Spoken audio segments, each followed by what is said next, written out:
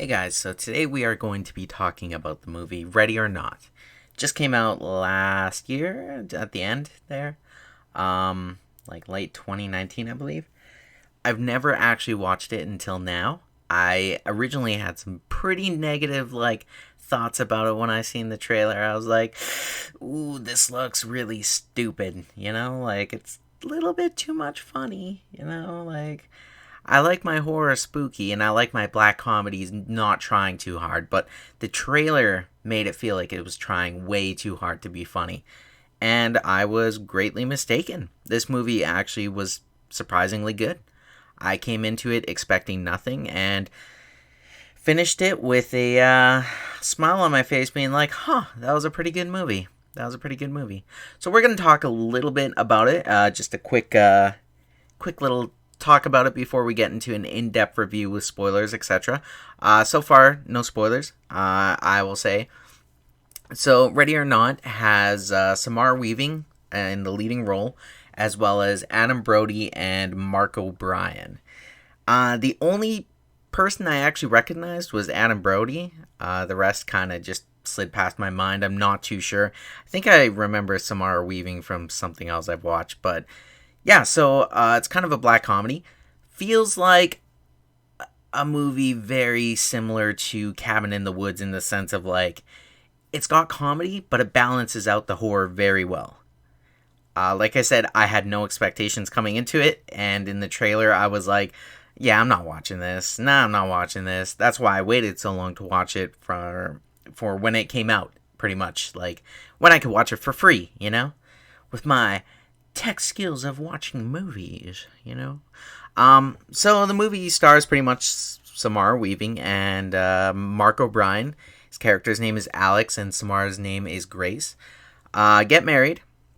Grace is marrying into a very rich and prestigious family. Is that the right word? Prestigious? Yeah, okay. They're getting married into a big family that's very rich and successful. A little bit of backstory for her was she was an orphan, I believe, if I remember that right, or she had no family, something like that. Her family was really sketchy. I don't know. I kind of completely forgot as I'm talking about it right now, but I'm pretty sure it was like orphan story kind of thing. And she marries into this family, and all the family's kind of glaring at her like, who's this woman marrying into the family full of money? But there's kind of more to it, obviously. So she marries into this family only to find out that they have to play a certain game at midnight after the marriage. So they do so by drawing a card or a deck, drawing a card from a magical box that I assume holds a deck of cards. And whatever they get is the game they play, and she gets hide and seek. She chuckles about it, and everybody's just staring at her like, ooh, spooky, spooky, Adam Brody plays Alex's brother, character Alex, of course, So technically he would be Grace's brother-in-law. For me, he was awesome. He played a pretty good character. So pretty much everything goes sideways. She just thinks it's a stupid little game. Turns out not to be a stupid game. They're trying to kill her for a ritual that they must complete, in belief that if they do not complete this ritual, they will all perish and die brutally, by Satan, At least that's their beliefs. They gave him another name. Wasn't Satan? I forget what it was. Some kind of weird name. Totally blanking it right now, but it was something Nerevious or something. I don't know. I'm just BSing my way through this part, but so in belief, like I said, it kind of reminded me of Cabin in the Woods with the whole ritual thing. And pretty much her intent is to try and survive until sunrise, because apparently that is when the time frame of the ritual ends and they cannot complete it. Sorry, I don't know why I said Adam. I'm thinking Adam Brody. Alex, Grace's husband, newlywed husband, is against it and tries to warn her and help her in doing so during this entire thing. So now we're going to get into a little bit about the spoilers. Okay, so if you want to skip spoilers, skip spoilers, whatever. Oh, actually, first I will tell you my thoughts of, like, overall. Movie was great. If you want to watch it, I'd recommend a watch. Probably give it, like, a solid 7.5 out of 10. That's just my review. It's a great movie. Very entertaining. Very funny. Very funny in the sense of, like, it balanced out pretty well. It didn't try too hard like I thought it was going to. And the acting was pretty good. Couple typical things that I kind of expected later on in the end of the movie, etc. Okay, so now we are going to get into the honest review and brutality of what I think about the movie, as well as the spoilers. So, spoiler alert, this movie was fun. It was a fun movie, like I said. There's a couple things in the movie that I kind of just like shook my head about. Not that much. Not like the previous review I did. There was not really any big things, but there's some typical horror tropes in the sense of, like, she runs into the woods, like, after escaping the house because her husband, Alex, manages to, because they go on lockdown, the entire house goes on lockdown, and he manages to help free her by turning off the lockdown, and she manages to escape out into the woods. Now, what I assume was the butler, I have no idea. He seemed like a butler, obviously some part of the family or something. He goes after her in a car, and now the thing is, he didn't see where she went. He didn't know where she was. She ran into a giant forest, and for some reason, she stuck close to the road for, I don't know what reason. That's so stupid.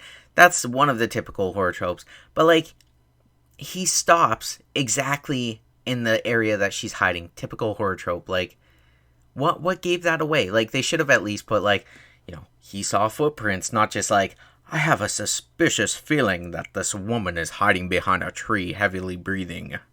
Like, I never really enjoy the far reach of that, but it was still okay. Another thing, horror trope that they also do that they should try and avoid is the typical, I'm not going to finish off the bad guy.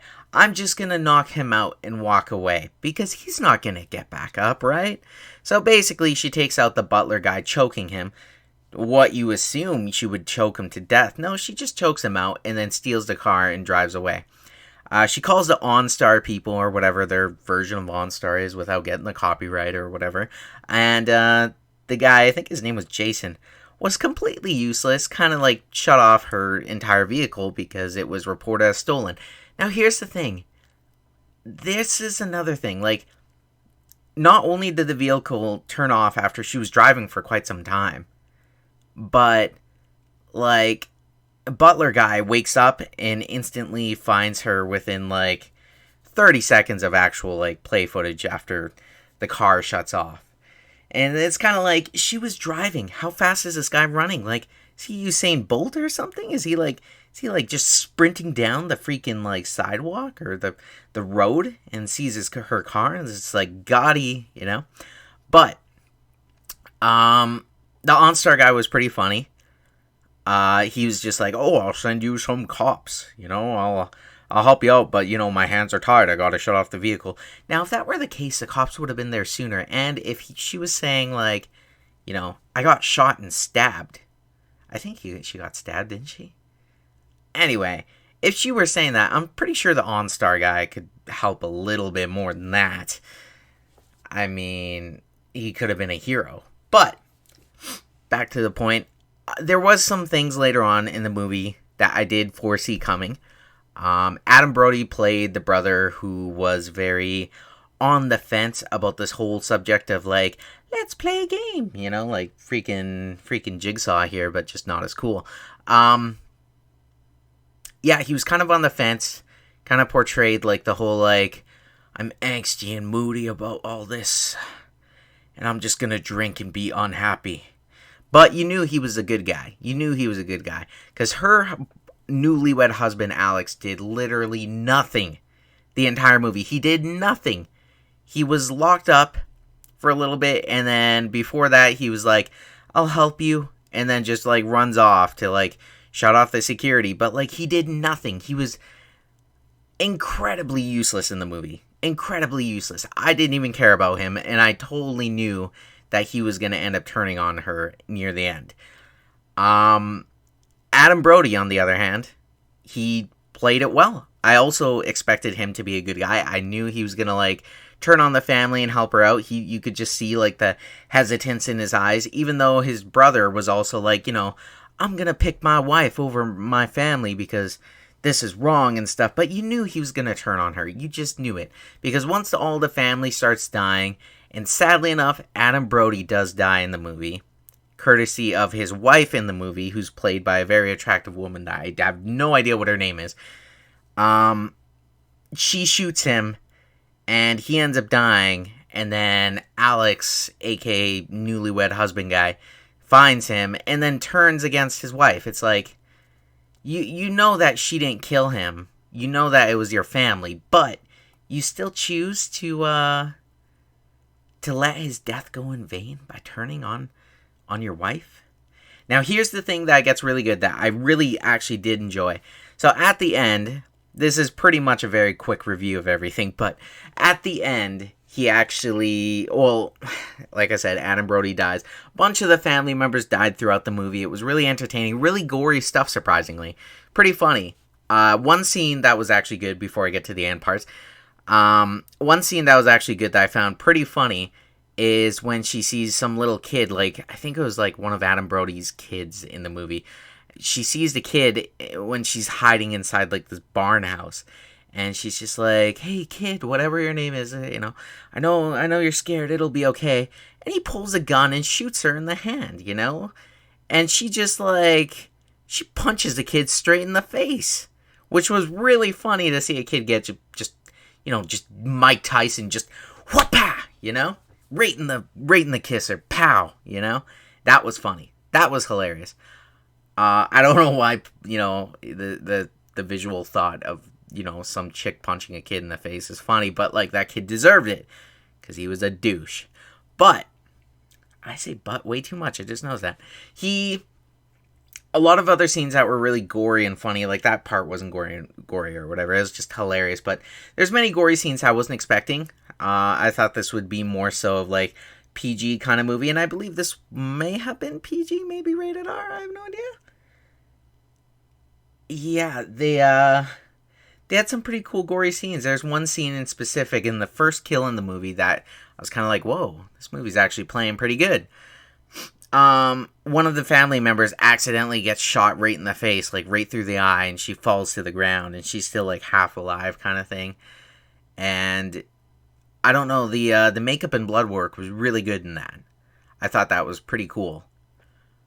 But skipping back to the end part was probably one of my favorite scenes, because all throughout the movie, you're not sure if this family is actually doing this ritual because it's real or not. They talk about a previous family who failed to do the ritual, and they burned in a house fire. And at one point, the father in the family, I believe it was, said like, "Oh, that's not really what happened to them.